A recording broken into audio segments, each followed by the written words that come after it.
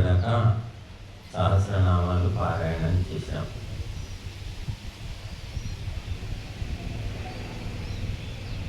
బియ్యం గింజలు ఎక్క పెడితే బియ్యము వండుకొని తిన్నట్టు కాదు. కానీ భగవంతుని నామాలు మనం ఇక్కడ స్మరించుకున్నాం. నామాల వెనక ఉన్న అంతరార్థము మనం తెలుసుకోవాలి, సందేశము తెలుసుకోవాలి. భగవంతుని నామాలు వ్యర్థంగా లేవు. మనం అన్ని పెట్టుకున్న పేర్లు మన తల్లిదండ్రులు పెట్టారు, అన్నీ వ్యర్థమైన పేర్లే. అంటే పేరుకు మనిషికి సంబంధం లేదు. ఎందుకంటే ఏదో మంచిని ఊహించే పెడతారు పేర్లు, కానీ ఆ పేరు ఆ మనిషికి తప్పకుండా కుదురుతుంది అని మనం చెప్పాలి. అందుకే పేరు ఒకటి, లక్షణం ఒకటి లోకంలో కనిపిస్తూ ఉంటుంది. కానీ భగవంతుని పేర్లకు అటువంటి దోషము లేదు. భగవంతుని ప్రతి పేరు భగవంతునికి సార్థకము అవుతుంది, వ్యర్థము కాదు, అనర్థకము కాదన్నమాట. ఇంకా ఇక్కడ మనం పేర్లని చదువుతూ వస్తున్నాం. పురుష, సాక్షి, క్షేత్రజ్ఞ, అక్షర, భగవంతుని పేరు. పురుషుడు అంటే మనము స్త్రీలు పురుషులు అనేది అందరికీ తెలిసిందే, వింటూ ఉంటాం. స్త్రీలు అంటే ఒక స్త్రీలింగము కలిగిన వారు, పురుషులు అంటే పుల్లింగము కలిగిన వారు. లింగ భేదము కలిగినటువంటి మానవులను స్త్రీలు పురుషులు అని పిలుస్తాం. భగవంతుడు పురుషుడు. గడ్డాలు మీసాలు ఉన్నవాడిని కూడా పురుషుడు అంటున్నాం. మరి భగవంతుడు పురుషుడు అంటే భగవంతుడికి గడ్డాలు మీసాలు జుట్లు ఉన్నాయా అంటే భగవంతుడు ఇలాగ శరీరాన్ని ధరించి లేడు. మనలాగా ఆడ శరీరం కానీ మగ శరీరం కానీ రెండిటికి విరుద్ధమైన నపుంసక శరీరం కానీ భగవంతుడికి లేదు. ఇక్కడ ఈ పురుష అనేది ఒక లక్షణాన్ని బట్టి చెప్పినటువంటి పేరు. పురిశయనాత్ పురుష అని చెప్పాడు. అంటే బ్రహ్మాండం అనే పురము లోపల, నగరము లోపల వ్యాపించి ఉన్నాడు కాబట్టి భగవంతుడికి పురుషుడని పేరు. ఈ మానవుడు, జీవుడు, జీవాత్మకు పురుషుడని ఎందుకు పేరు అంటే జీవాత్మ శరీరం అనే పురము లోపల నివసించి ఉంది, వ్యాపించి ఉంది కాబట్టి జీవాత్మకు కూడా పురుషుడని పేరు. బ్రహ్మాండములో నిండిన పురుషుడు పరమాత్మ, ఈ శరీరంలో నిండిన పురుషుడు జీవాత్మ. కాబట్టి ఇద్దరికి పురుషుడనే పేరు ఉంది. కాకపోతే పరమాత్మనేమో వ్యాపకుడు, జీవుడేమో వ్యాప్యుడు, పరిమితము, భగవంతుడు అపరిమితము. కనుక పురుష అనగానే కేవలము మనకు లోక వ్యవహారంలో ఉన్న పురుషుడు ఇక్కడ అనుకూలించదు. కనుక పురుషుడు అంటే ఈ బ్రహ్మాండమంతా అణువణువున నిండినటువంటి వ్యాపక తత్వమైన పరమాత్మ అని తెలుసుకోవాలి. అలాగే సాక్షి, భగవంతుడికి సాక్షి అని మరొక పేరు. సాక్షి అంటే ఏమిటి అంటే జీవులు చేసే పుణ్య పాప కర్మలను, ప్రత్యక్ష పరోక్ష కర్మలను, ఆంతరిక బాహ్య కర్మలను అన్నిటినీ కూడా ఎప్పటికీ చూస్తూ ఉంటాడు, గమనిస్తూ ఉంటాడు, తెలుసుకుంటూ ఉంటాడు. సాక్షి. సాక్షి అంటే ఇంకా మీకు సాక్షి ఏదైనా హత్య జరిగింది, దొంగతనం జరిగింది అనుకోండి, కోర్టుకు వెళ్తే ఏమంటారు? సాక్షులను తీసుకురండి అంటే. సాక్షులు అంటే కంటితో ప్రత్యక్షంగా అక్కడ చూసిన వాళ్ళు. లేరనుకోండి, ఎవరు లేరండి సాక్షులు, ఎవరు లేనప్పుడు అతను ఒంటరిగా ఉన్నప్పుడు దాడి చేసి చంపేశాడు, సాక్షి లేడు. అప్పుడు ఏమంటారు? ఇప్పుడు యంత్రాలు వచ్చాయి కాబట్టి సీసీ కెమెరాలు చెక్ చేయండి, అతను వాడి ఇంటికి వచ్చాడా లేదా, ఆ దారిలో ఉన్న సీసీ కెమెరాలో రికార్డ్ అవుతుంది, అది చూడండి అంటారు. ఆ రకంగా ఏదో ఒక సాక్ష్యం అవసరం, వేలి ముద్రలో లేకపోతే ఇంకా ఏదో సీసీ కెమెరా రిపోర్ట్ కానివ్వండి, ఇంకేదైనా ఉంటేనే అతని మీద ఆ ఆరోపణ అనేది నడుస్తుంది. అలాగా సాక్షి, అలాగా పరమాత్మ కూడా సాక్షి. ఎవరు చూసినా చూడకున్నా, ఎవరు విన్నా వినకపోయినా ప్రతి కర్మను భగవంతుడు చూస్తూ ఉన్నాడు అని శాస్త్రాలు చెప్తూ ఉన్నాయి. అందుకోసమే ఎవరు చూడకుండా పాడు పనులు చేస్తే, తప్పుడు పనులు చేస్తే వాటికి శిక్ష ఉండదా? నేను ఒక ప్రశ్న. చాలా మంది ఉండదని అనుకుంటున్నారు. ఎవరైనా చూస్తే, పట్టుకుంటే, తెలిస్తే శిక్ష, ఎవరు చూడకపోతే శిక్ష ఏమీ ఉండదు, ఎంతైనా చేసుకోవచ్చు అనుకుంటున్నారు. కానీ భగవంతుడు సాక్షి అని మనకు ఈ నామము చెప్తుంది. భగవంతుడు మొత్తం చూస్తాడు, రికార్డు చేస్తాడు, నోట్ చేస్తాడు, రాసి పెట్టుకుంటాడు. అది చూస్తూ ఎందుకు ఊరుకుంటున్నాడు? భగవంతుడు ఆపొచ్చు కదా, అడ్డుకోవచ్చు కదా, చెప్పొచ్చు కదా అని కొందరంటారు. అంటే భగవంతుడు ప్రతి ఆత్మ లోపల ఒక ప్రేరణ ఇస్తాడని శాస్త్రాలు చెప్తున్నారు. సంస్కారవంతులు గమనిస్తారు. గుణవంతులు, బుద్ధిమంతులు, సంస్కారవంతులైనటువంటి వ్యక్తులు ఏదైనా తప్పుడు పని చేయబోయినప్పటికీ కూడా మనసు లోపల ఒక రకమైనటువంటి భయము, శంక అనేది కలుగుతుంది. అది ఏమిటి అంటే ఆంతరికమైన ప్రేరణ అని చెప్పారు. కనుక ఆ రకమైన ప్రేరణ ఇస్తాడు. చేయకు, చేయకు, నువ్వు చేస్తున్నావు, ఏం అవసరం నీకు అని లోపల నుంచి ఒక ప్రేరణ వస్తూ ఉంటుంది. అది దైవికమైన ప్రేరణ అని చెప్పారు. ఇక తామసికులు, రాజసికులైన వ్యక్తులు ఉంటారు. వాళ్ళు పూర్తిగా ఆ కీర్తి, కాంత, కనకాలకు లోబడిన వాళ్ళు రాజసికులు. ఇక తిండి, నిద్ర, సుఖము, వీటికి లోబడిన వాళ్ళు తామసికులు. వీళ్ళకు మాత్రము భగవంతుడు లోపలి నుండి ఇచ్చే ప్రేరణ తెలుసుకోలేరు, గమనించలేరు అన్నమాట. అంతగా మునిగిపోయి ఉంటారు. బట్టి తప్పుడు పనులు, పాడు పనులు చేస్తూ ఉంటారు. భగవంతుడు ఎందుకు అడ్డుకోడు అంటే భగవంతుడు స్వతంత్రకర్త. ఈ మొత్తము బ్రహ్మాండము తయారు చేసి జీవులకు ఏమి ఇవ్వాలో అన్ని ఏర్పాటు చేసి వదిలిపెట్టాడు. నువ్వు కర్మ చేస్తే ఫలాన్ని ఇస్తాడు, కర్మ చేయకుండా ఇవ్వడు. అంటే నువ్వు పాడు పనులు చేస్తే దుఃఖాన్ని ఇస్తాడు, మంచి పనులు చేస్తే సుఖాన్ని ఇస్తాడు. కాబట్టి పాడు పనులకు భగవంతుడు అడ్డం ఏమీ రాడు. అడ్డొచ్చాడు అనుకోండి, ఎందుకు అడ్డం వచ్చావు నువ్వు, నేను ఎవరు రమ్మన్నారు అని మనిషి అంటాడు. కాబట్టి మంచి పనికి అడ్డమరాడు, చెడు పనికి అడ్డమరాడు. ఎందుకంటే జీవుడు స్వతంత్రుడు, స్వయంగా తనకు ఏది తోస్తే అది చేసుకుంటూ పోతాడు. కానీ తర్వాత ఫలితము మాత్రము భగవంతుని ఆధీనంలో ఉంటుంది. భగవంతుడు ఫలితాన్ని ఎప్పుడో లెక్క చూసి ఇస్తాడు. చెయ్యగానే ఫలితము రాదు. మంచి పని అయినా చెడు పని అయినా సమయం అనేది ఒకటి ఉంటుంది. కాబట్టి ఆ సమయాన్ని బట్టి ఆ ఫలితాన్ని ఇస్తాడు. అందుకోసమే చూస్తున్నాం, పుట్టుకతోటే గుడ్డి వాళ్ళు పుడుతున్నారు, చెవిటి వాళ్ళు, అవిటి వాళ్ళు, కుంటి వాళ్ళు, ఇచ్చి వాళ్ళు, ఎన్నో రకాల మనుషులు పుట్టుకతోటే అలా పుడుతున్నారు. ఎందుకు అలా పుడుతున్నారు? వాళ్ళు ఏం చేశారు? ఇంకా పుట్టనే లేదు కదా, తల్లి కడుపులో నుంచి రావడమే అలాగా వికలాంగులుగా పుడుతున్నారు. వాళ్ళు ఏం పాపం చేశారు అంటే సమాధానము గత జన్మలలో చేసిన పాపానికి భగవంతుడు విధించిన శిక్ష అని శాస్త్రాలు చెబుతుంది. అందుకే ఇది మొదటి జన్మ కాదు, ఇది చివరి జన్మ కూడా కాదు. కాబట్టి ఈ జన్మలో అన్ని పాడు పనులు చేసి చచ్చిపోతే, పోలీసులు పట్టుకోకపోతే, శిక్షలు వేయకపోతే అక్కడి పరిస్థితి ఏమిటి అంటే భగవంతుడు అన్ని రాసి పెట్టుకున్నాడు. కాబట్టి సాక్షి, పరమ సాక్షి భగవంతుడు. కాబట్టి ఎప్పుడో వచ్చే జన్మల్లోనో తర్వాత జన్మల్లోనో వాటికి శిక్ష అనుభవించక తప్పదు.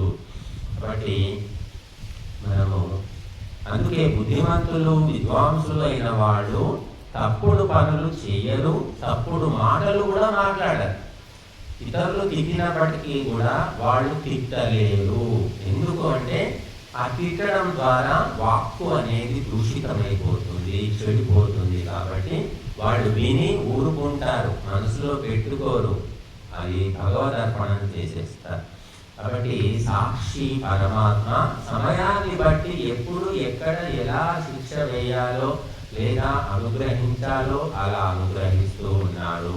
అల్పజ్ఞుడైన మనిషి నేను చేశాను, ఎవరు చూడలేదు, ఎవరికి తెలియదు, కాబట్టి దీనికి ఫలము లేదు అనుకుంటాడు. ఇంకా మరి కొంతమంది పుణ్యాత్ములు, ఉత్తములైన దంపతులు ఉంటారు, భార్యాభర్తలు, చాలా మంచి వాళ్ళు ఉంటారు. వాళ్ళకు కూడా ఒక్కొక్కసారి కుంటివాళ్ళు, గుడ్డివాళ్ళు పిల్లలు పుడతారు. కొంతమంది అంటారు వాళ్ళు మంచి వాళ్ళే కదండి, వాళ్ళకి ఎందుకు పుట్టారండి, వాళ్ళు ఈ జన్మలో ఇప్పుడు మంచివాళ్ళు, గత అనేక జన్మల్లో చేసిన పాపము అనేది పండిపోయి ఇప్పుడు అనుభవంలోకి వస్తున్నది అని తెలుసుకోవాలి. కనుక తాత పెట్టిన మామిడి చెట్టు తాత తినకపోవచ్చు, కానీ తర్వాత మనవాడు తింటాడు కదా, మనవాడి అనుభవంలోకి వస్తుంది కదా. కాబట్టి మన పాపాలు కానీ పుణ్యాలు కానీ చేస్తాము, మర్చిపోతాం. కొన్ని ఫలితాలు అప్పటికప్పుడు పొందుతాం, కొన్ని ఏమవుతాయో కూడా మనకు తెలియదు. అవే తర్వాత అనేక జన్మల పుణ్య పాపాల వాసన వల్ల రకరకాల సుఖ దుఃఖాలు మనకు కలుగుతూ ఉన్నాయి అని చెప్పారు. సోమరిపోతుకు 3 పూటలు తిండి దొరుకుతుంది, కష్టపడి పనిచేసే వాడికి తినడానికి కూడా టైం లేదు. ఇదంతా ఎందుకు ఇలా జరుగుతుందంటే అనేక జన్మల యొక్క పుణ్య పాప కర్మల ఫల వాసనలు అని చెప్పుకోవచ్చు. మరి భగవంతుడు సాక్షి రూపకంగా ఉండడం వల్లనే మరి కోర్టుకు తెలియకపోయినా, పోలీస్ స్టేషన్కు తెలియకపోయినా శిక్షలు పడుతూనే ఉన్నాయి. శిక్ష నుంచి ఎవ్వరూ తప్పించుకోలేరు. కాబట్టి పుట్టుకతోటే రకరకాల లోటుపాట్లతో మనిషి పుడుతూనే ఉన్నాడు. కొంతమంది కష్టపడుతూనే ఉంటారు, కానీ వాళ్ళు ఏమి సుఖాన్ని పొందలేకపోతారు. కొందరు ఏమి కష్టపడరు, సుఖంగా ఉంటారు. వీటన్నిటికీ కారణము అనేక జన్మల నుండి చేసినటువంటి కర్మలు. కాబట్టి మనం ఎప్పుడూ కూడా ఉన్నంతలో మంచిని చేయడానికి ప్రయత్నం చేయాలి, మంచి మాటలు చెప్పడానికి ప్రయత్నం చేయాలి, కానీ చెడు మాత్రం మనం చేయకూడదు. సాక్షి రూపకంగా పరమాత్మ ఉన్నాడు అని తెలుసుకొని మెలగాలి మనం. క్రైస్తవులు, మహమ్మదీయులు ఏం చెప్తారంటే ఇదే మొదటి జన్మ, ఇదే చివరి జన్మ అంటారు. ఇంతకుముందే జన్మలు లేవు, తర్వాత కూడా జన్మలు ఉండవు, ఇదే ఫస్ట్ లాస్ట్ జన్మ చెప్తారు. మరి పుట్టివాడు ఎందుకు పుట్టాడు? ఇదే మొదటి జన్మ కదా. మరి పుట్టివాడు ఎందుకు పుట్టాడు? ఏదో పాపం చేస్తే పుట్టాడని మనం చెప్తున్నాం ఎన్నో జన్మల కింద. మరి నువ్వు జన్మలేమంటున్నావు, ఇదే మొదటి జన్మ అంటున్నావు. ఎందుకు పుట్టివాడుగా పుట్టాడు, ఎందుకు గుడ్డివాడు పుట్టాడు అంటే వాళ్ళ దగ్గర జవాబు లేదు. భగవంతుడు అంతే, అల్లా అనుకున్నట్టు పుట్టించేస్తాడు. ఆయన అల్లాకి మర్జీ అంటాడు. ఆయన ఇష్టమయ్యా, భగవంతుడు ఏమైనా చేస్తాడు, మనం ఎవరో అడగడానికి.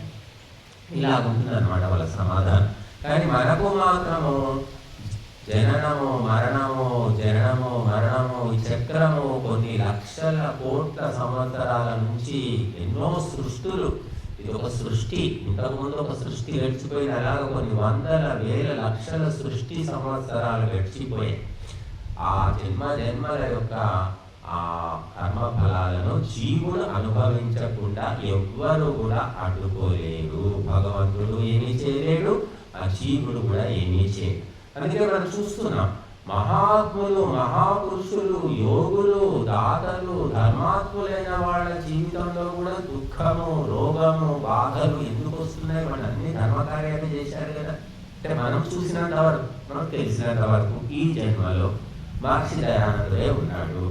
ఆయన పాపం చిన్నప్పటి నుంచి కూడా ఆధ్యాత్మిక చింతన, ధార్మిక ప్రచారం, వేద ప్రచారం తప్ప వేరే పనేం చేయలేదు.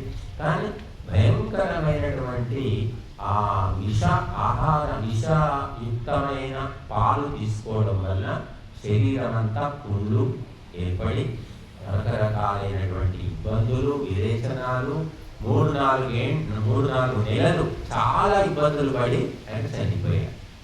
మరి ఆయన చనిపోకూడదు లెక్క ప్రకారం, మనకు తెలిసిన ప్రకారం. కానీ ఎన్నెన్నో జన్మల యొక్క కర్మ ఫలాలు ఉంటాయి. ఇవి ఎప్పుడు పక్వమై మనకు అనుభవంలోకి వస్తాయో మనకు కూడా తెలియదు. మనకు చూస్తూనే మనిషి పుట్టుకుని పోతాడు. ఒకడు తీసుకొని మంచంలో లేవకుండా పడి ఉంటాడు 10 ఏళ్ల నుంచి. వాడు చస్తే బాగుంది అనుకుంటాను, వాడు చావడు. ఇంకొక మనిషి చూస్తుంటే ఆరోగ్యంగా తిరుగుతూ ఉంటాడు, పుట్టుకుని పోతాడు. అంటే ఇవన్నీ కూడా గత జన్మ కర్మ ఫలాలు అని చెప్పారు. కాబట్టి మనము ఈ కర్మ ఫల వ్యవస్థ మన చేతిలో లేదు, ప్రభుత్వం చేతిలో లేదు, పార్టీ చేతిలో లేదు, ఎవరి చేతిలో లేదు. ఇది మొత్తము భగవంతుని యొక్క ఆధీనంలో ఉంది. కాబట్టి ఎప్పుడు ఎక్కడ ఎవరికి ఎలాంటి ఫలము ఇవ్వాలో, సుఖ దుఃఖాలు ఇవ్వాలో భగవంతుడు ఇస్తాడు. లెక్క పెట్టి ఇస్తాడట.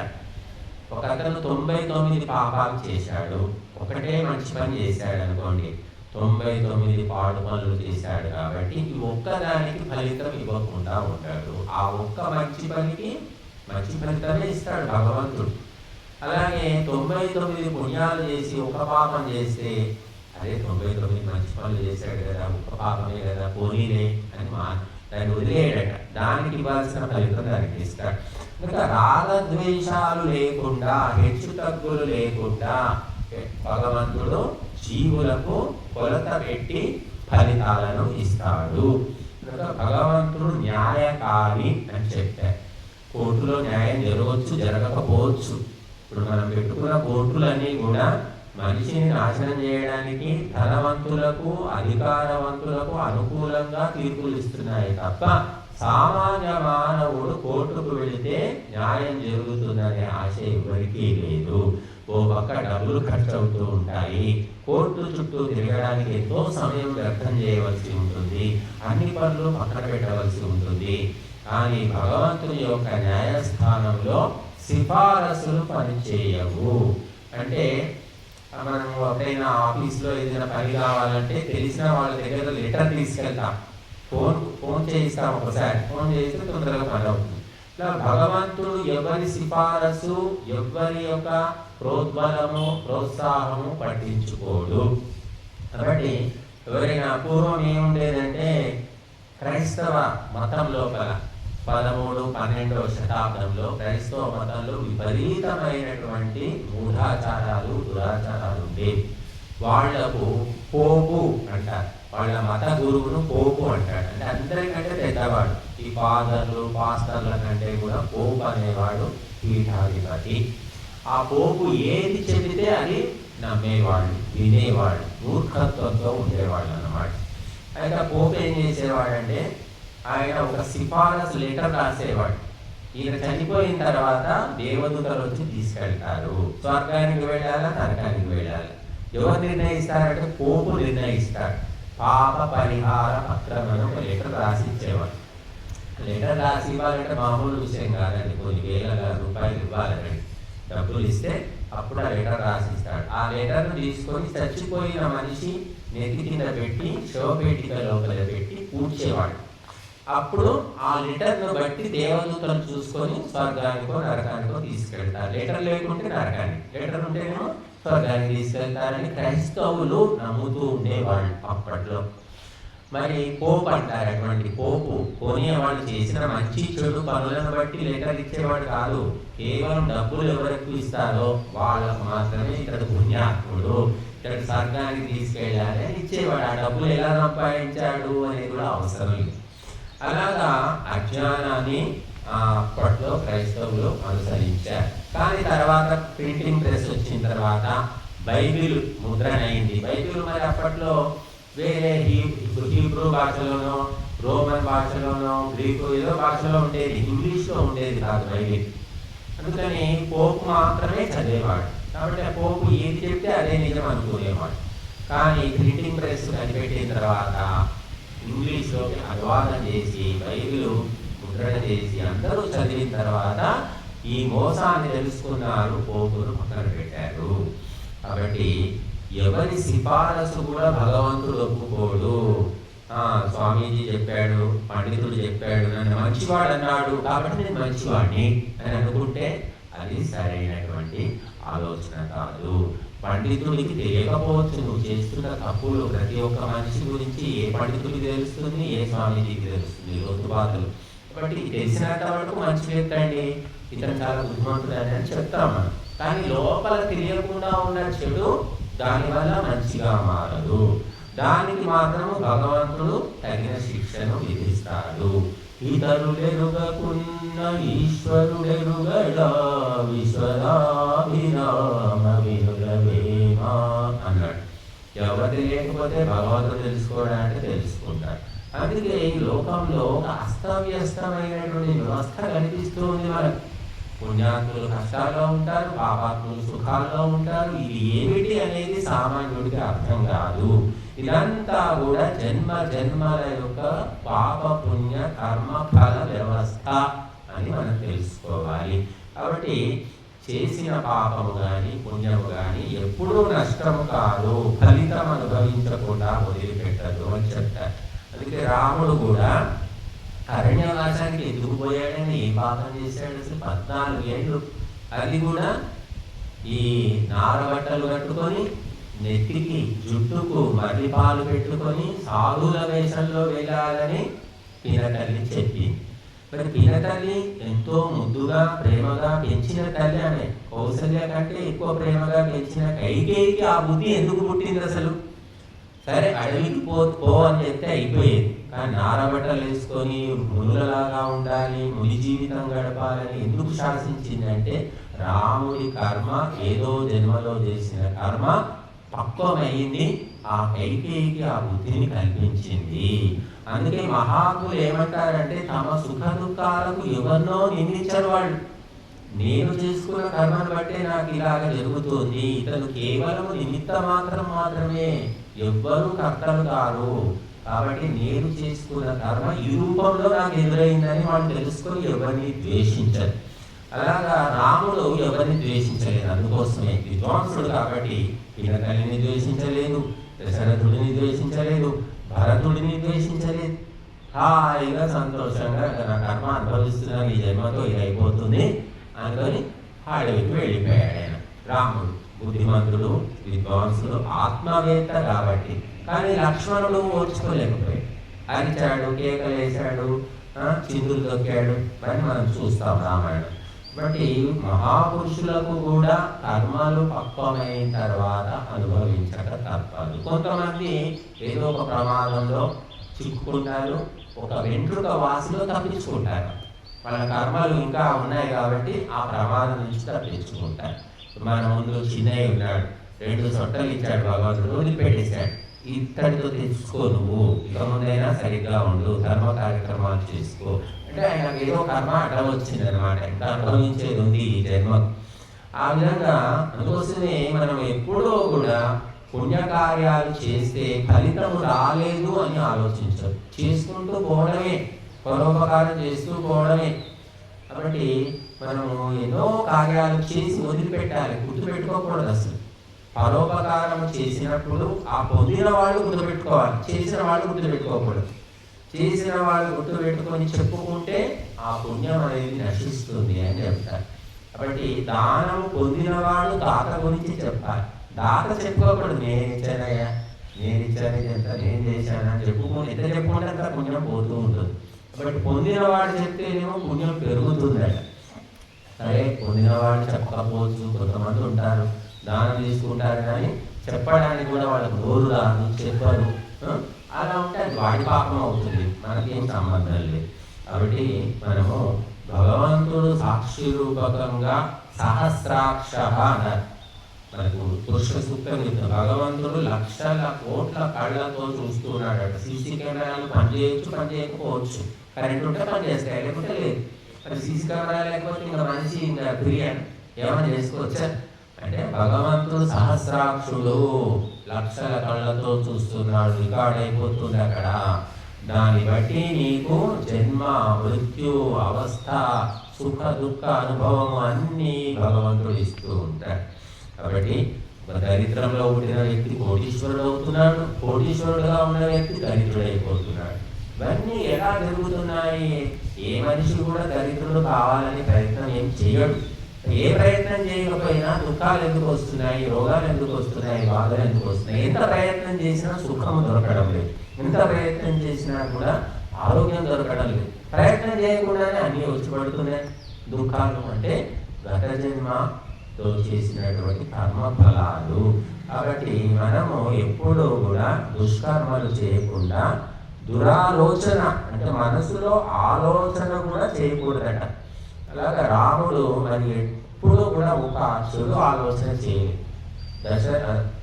రావణాసురుడు సీతమ్మను ఎత్తుకుపోయినప్పటికీ కూడా లంకను జయించినటువంటి రాముడు ఏ మహిళకు కూడా అపకారం చేయలేదు. కాబట్టి అది రాముడి యొక్క గొప్ప సంస్కారం. అందుకే రాముడు ఆత్మవేత్త అంటారు. కాబట్టి మనం ఉన్నతలో మంచిని చేసుకోవడానికి ప్రయత్నం చేయాలి. భగవంతుడు ప్రతి కర్మను, ప్రతి ఆలోచనను లెక్క పెడుతూ ఉన్నాడు, గమనిస్తున్నాడు. సహస్రాక్షుడు అని మనం గుర్తుపెట్టుకోవాలి. ఇది ఇప్పుడు మనం సాక్షి అనే శబ్దానికి వెనుక ఉన్న అంతరార్థము. అలాగే క్షేత్రజ్ఞుడు అని భగవంతుడికి ఇంకొక పేరు. క్షేత్రజ్ఞుడు. క్షేత్రము అంటే ఏమిటి అంటే పొలము, పొలాన్ని, భూమిని క్షేత్రము అంటారు. ఇంకా విస్తృతంగా చెప్పుకుంటే ఈ మొత్తం బ్రహ్మాండము ఒక క్షేత్రము, ఈ శరీరము ఒక క్షేత్రము, ఈ మనస్సు ఒక క్షేత్రము. వీటిని తెలిసిన వాడు క్షేత్రం జానాతి ఇది క్షేత్రజ్ఞ. బట్ ఈ మనసు గురించి మనకు తెలియదు. మన మనసులో ఏముంది, ఎప్పుడు ఏ రకంగా అవుతుందో ఎవరికి తెలియదు. కానీ మనస్సు గురించి భగవంతుడికి తెలుసు. ఇంకా మన మనస్సులో ఏమేమి జరుగుతున్నాయి, ఏమేమి ఆలోచనలు ఉన్నాయి అన్నీ భగవంతుడు తెలుసుకుంటూ ఉంటాడు. కానీ ఏమంటారు, అతను మౌనంగా దర్శిస్తూ ఉంటాడు. కేవలం ద్రష్ట అన్నమాట. తెలుసుకుంటాడు కానీ ఎవరికి చెప్పడు. అనగా భగవంతుడు క్షేత్రజ్ఞుడు. శరీరం గురించి భగవంతుడికి తెలుసు. ఎవరికి ఎటువంటి శరీరం ఇవ్వాలి, ఎంత శరీరం ఇవ్వాలి, ఎటువంటి కళ్ళు, ఎటువంటి నోరు, ఎటువంటి గొంతు, ఎటువంటి కాళ్ళు అన్నీ కూడా కర్మఫలాలను బట్టే తయారు చేశాడు. ఎవరికి ఎటువంటి కళ్ళు ఇవ్వాలి, ముక్తి ఇవ్వాలి అన్నీ వాళ్ళ కర్మను బట్టే ఇస్తాడు. బట్టి ఒక్కొక్క శరీరం ఒక్కొక్క రకంగా ఎందుకు ఉంది చెప్పండి. ఒకటే తల్లి, ఒకటే తండ్రి, పుట్టిన 10 మంది 10 రకాలు ఉంటారు. కవల పిల్లలు కూడా చూడండి, ఏదో ఒక తేడా అనేది మనకు కనిపిస్తుంది. కవల పిల్లలు ఎందుకు పుడతారంటే గత జన్మల లోపల అత్యంత స్నేహంతో, ఆత్మీయతతో మెలిగి ప్రాణంలో ప్రాణంగా ఒకటే శరీరంగా కొంతమంది ఉంటారు, ఫ్రెండ్షిప్. ఆ విపరీతమైనటువంటి ఆ వ్యామోహం వల్ల వాళ్ళు వచ్చే జన్మలో కలిసి అలాగ కవలలాగా పుడతారన్నమాట. అంటే దీనికి కూడా మనిషి చేసినటువంటి ఆలోచనలు, సంకల్పాలే కారణము. కాబట్టి అత్యంత వ్యామోహం పెట్టుకోవడం వల్ల. ఇంకా మనం విన్నాము వాణి వీణ. వాణి వీణ గురించి విన్నారు లేదా మీకు? ఒకటే శరీరంలో 2 ఉన్నారు, అమ్మాయి అక్క చెల్లెలు అని చెప్తున్నారు. వాళ్ళని ఆ శరీరం నుంచి వాళ్ళిద్దరిని వేరు చేయాలి, ఆపరేషన్ చేసి వేరు చేయాలి అంటే కుదరడం లేదు. ఒకటే శరీరం, 2 ఉన్నారు అందులో, వాణి వీణ. ఎందుకంటే గత జన్మల్లో విపరీతమైన వ్యామోహం వల్ల వాళ్ళకి అటువంటి జన్మలు ప్రాప్తించాయి. అందుకే ఎవరిపైన విపరీతమైన వ్యామోహం అనేది పెట్టుకోకూడదు. మనం భగవంతుని పట్ల, ధర్మము పట్ల వ్యామోహం పెట్టుకుంటే నష్టం లేదు. ఉత్తమ జన్మలు వస్తాయి. నా కొడుకు, నా తమ్ముడు, మా ఫ్రెండ్, ఏదో ఒక దాని మీద ఉంటుంది మనిషికి. ఆ వ్యామోహమే అనేక జన్మలకు, దుర్జన్మలకు కారణమవుతుంది. కాబట్టి క్షేత్రజ్ఞుడు, మొత్తము భగవంతుడికి తెలుసు ఎటువంటి శరీరం ఇవ్వాలి అనేది. కనుక మనము శరీరాన్ని తయారు చేసుకోలేము, కానీ భగవంతుడు చేసి ఇస్తాడు. కొందరు మరి ఎంత మోటుగా ఉన్నప్పటికీ, ఎంత అనాగరికంగా ఉన్నప్పటికీ వాళ్ళు ఆరోగ్యంగా ఉంటారు. కొంతమంది చాలా జాగ్రత్తలు తీసుకుంటూ ఉంటారు, కానీ ఎప్పుడూ అనారోగ్యమే ఉంటుంది. అంటే శరీర తత్వం అన్నమాట, అది అనుభవించేది ఉంది. కాబట్టి అటువంటి శరీరంలో భగవంతుడు ప్రవేశపెట్టాడు. కాబట్టి క్షేత్రజ్ఞుడు. కాబట్టి ఎవరు ఏ శరీరం ఎక్కడ తయారు చేయాలి, ఎక్కడ పుట్టించాలి అనేది భగవంతుడు సమస్తం తెలిసినవాడు. ఏ పార్టీకి, ప్రభుత్వానికి, ఏ కులానికి, ఏ తల్లిదండ్రులకు కూడా సంబంధం లేదు. చాలా మంది తల్లిదండ్రులు నేను కన్నాను, నేను 10 నెలలు మోసి కన్నాను, నన్ను ఇలా చూస్తున్నావు, నన్ను పట్టించుకోవట్లేదు అని చెప్తుంటారు. కానీ ఆ తల్లిదండ్రులకు కూడా సంబంధం లేదు. కడుపులో ఆ పిండము ఎలా తయారవుతుందో ఏ తల్లికి తెలియదు, ఏ తండ్రికి తెలియదు. కేవలము నిమిత్తం మాత్రం అని చెప్పారు. కేవలం నిమిత్తం, తల్లి తండ్రి చెప్పుకోవడమే. కానీ లోపల పిండము ఏ నెలలో, ఎప్పుడు, ఏ అవయవం తయారు కావాలనేది భగవంతుడు కర్మను బట్టి కల్పిస్తూ ఉంటాడు. అందుకని అహంకారం అనేది తెచ్చు. నేను కన్నాను, నా వల్ల నువ్వు బతుకుతున్నావురా, నేను లేకుండా నేను ఎవరు చూడరు, పట్టించుకోరు అని ఎవరు కూడా అహంకారం చూపించకూడదు. కనుక భగవంతుడు క్షేత్రజ్ఞుడు, క్షేత్రం గురించి తెలిసినవాడు, అణువణువున ఆది అంతము అని తెలిసినవాడు భగవంతుడు. కాబట్టి ఎవరికి ఎప్పుడు ఎక్కడ ఏమి చేయాలో అన్నీ చేస్తూనే ఉన్నాడు. ప్రపంచంలో ఎంతో మంది దుర్మార్గులు పుట్టారు, వాళ్ళు ఎప్పటికీ బతుకుంటాం అనుకున్నారు, కానీ ఎవడు బతికిలేడు. కంసుడు చచ్చిపోయాడు, దుర్యోధనుడు చచ్చిపోయాడు, భస్మాసుడు చచ్చిపోయాడు, మహిషాసురుడు చచ్చిపోయాడు, రకరకాలైనటువంటి రాక్షసులంతా కూడా వాళ్ళు ఎప్పటికీ ఉంటాం అనుకున్నారు. ఇంకా నిన్న మొన్న వీడు smuggler, చంద్రచక్ర smuggler Veerappan, టెటిటి Prabhakar, Osama bin Laden, ఎంతో మంది మన ముందు చూస్తున్నాం. వీళ్ళు ఈ యుగంలో రాక్షసులు అని చెప్పుకోవచ్చు. వాళ్ళు కూడా మరి ఎన్నో రకాల దుష్కృత్యాలు చేశారు, కానీ మన కళ్ళ ముందే పుట్టుకుని చచ్చిపోయారు. బట్ ఎప్పటికీ మనిషి ఉండడు, ఉంటాను అనుకుంటాడు దుర్మార్గుడు. అందుకోసమే ఎన్నో పాపాలు చేస్తూ పోతూ ఉంటాడు. కాబట్టి భగవంతుడు క్షేత్రజ్ఞుడు కనుక అన్నీ తెలుసుకొని ఎప్పుడు ఎక్కడ ఎవరిని ఎలా అడ్డుకోవాలో ఎలా కర్మఫలాలను బట్టి అడ్డుకుంటాడు. కర్మఫలాలను గమనించకుండా తనకి ఇష్టం వచ్చినట్టు భగవంతుడు కూడా చేయలేదు.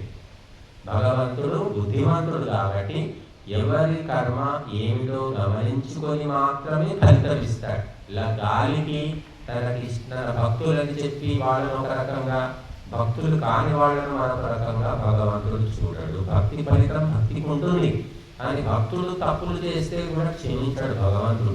ఇంకా వాటికి కూడా ఎక్కువే శిక్ష వేస్తాడని చెప్పుకోవచ్చు మనం. బట్టి మరి భక్తులు ఇంకా జాగ్రత్తగా ఉండవలసి ఉంటుంది.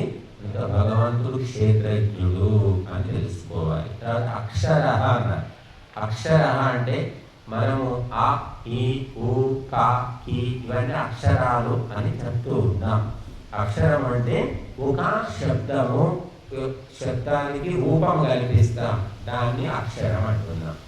అసలు నిజానికి అక్షరం అంటే నాశనము లేనిది అని అర్థం. భగవంతుడు అక్షరుడు అంటే నాశనము లేనివాడు. క్షరము అంటే నాశనము, అక్షరము అంటే అవినాశనము. ఇంకా భగవంతుడికి నాశనము లేదు. ఈ సృష్టిని పుట్టించి నాశనం చేస్తాడు. జీవులకు శరీరం ఇచ్చి జన్మింపజేసి మరణాన్ని ఇచ్చి నశింపజేస్తాడు. కానీ భగవంతుడు తనకు తాను నాశనం కాలేడు. ఆ భగవంతుడిని ఎవరు నాశనం చేయలేరు. అందరి నాశనానికి భగవంతుడు సాక్షి, ద్రష్ట, కానీ భగవంతుడు మాత్రం నాశనం కాలేడు. కనుక అక్షరుడు. ఈ శబ్దము, ఈ అక్షరం కూడా అంటే మన తాతల ముత్తాతల తాతల తాతలు ఇవే చదివారు. మనము అవే అక్షరాలు చదువుతున్నాం. మరి ఇంకా ముందు ముందు ఎన్ని తరాలు చదువుతారో మనకు తెలియదు. అంటే ఈ అక్షరములకు నాశనము లేదు. అవే పరంపర జ్ఞాన ప్రవాహము కొనసాగుతూ వస్తూ ఉంటుంది. కాబట్టి దాన్ని కూడా అక్షరం అన్నారు, భగవంతుని కూడా అక్షరుడు అన్నారు. కాబట్టి భగవంతుని తెలుసుకున్న వాళ్ళకు కూడా నాశనం ఉండదు. అందుకే అవినాశి అన్నారు. భగవంతుడు అవినాశి. ఎవరైతే అవినాశిని తెలుసుకుంటాడో వాడు కూడా నాశనం కాడు. వాడు కూడా స్థిరంగా, నిశ్చలంగా, జ్ఞానవంతుడిగా ఉంటాడు. కాబట్టి ఈ నాశనవంతమైన ప్రకృతిని తెలుసుకున్నవాడు నాశనమైపోతాడు. ఈ నాశనవంతమైన ప్రకృతిని ఎవరైతే పరోపకారం కోసమో అగ్నిహోత్రంలో సమర్పిస్తాడో అతడు ఆ నాశనం నుంచి బయటపడతాడు. ప్రకృతిని ఎవరు అనుభవిస్తూ పోతాడో అతడు నాశనానికి చేరువుగా వెళ్తాడు. ప్రకృతిని ఎవరైతే ఈ అగ్నిహోత్రం ద్వారా పరమాత్మ సృష్టి యజ్ఞానికి సమర్పిస్తారో అతడు ఆ వినాశనం నుంచి బయటపడతాడు. కాబట్టి పరమాత్మ అవినాశి, ఈ ప్రకృతి వినాశి అని తెలుసుకొని ఆ వినాశశీలమైన ప్రకృతి పట్ల వ్యామోహాన్ని వదిలిపెట్టి ఆ ప్రకృతిని మనం దానం చేయడము, సమర్పణ చేయడము ద్వారా ప్రకృతి వ్యామోహం నుంచి బయటపడి అవినాశి అయిన పరమాత్మ తత్వాన్ని తెలుసుకుంటాము.